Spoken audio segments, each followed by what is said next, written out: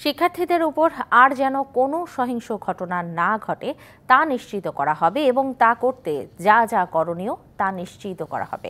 পাশাপাশি হত্যার বিচার করা হবে। রাষ্ট্রীয় অতিথি ভবন যমুনায় উপদেষ্টা পরিষদের বৈঠক শেষে এসব কথা জানান উপদেষ্টা সৈয়দা রিজওয়ানা হাসান। বলেন, শিক্ষা প্রতিষ্ঠান দ্রুতই খুলে দেওয়া হবে। জানান, রাজনৈতিকভাবে হয়রানিমূলক সকল মামলা বন্ধ করতে সিদ্ধান্ত হয়েছে।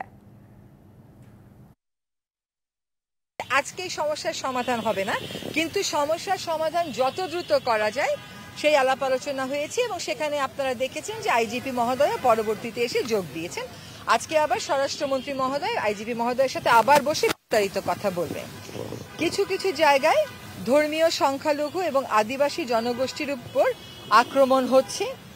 স্থানীয় জনগোষ্ঠীকে সাথে নিয়ে আদিবাসী জনগোষ্ঠীকে প্রতিনিধিত্ব করে বা ধর্মীয় সংখ্যালঘু জনগোষ্ঠীকে প্রতিনিধিত্ব করে এমন সংস্থাগুলোর সাথে মিলে আপাতত একটা রক্ষা বলয় সৃষ্টি করার জন্য চেষ্টা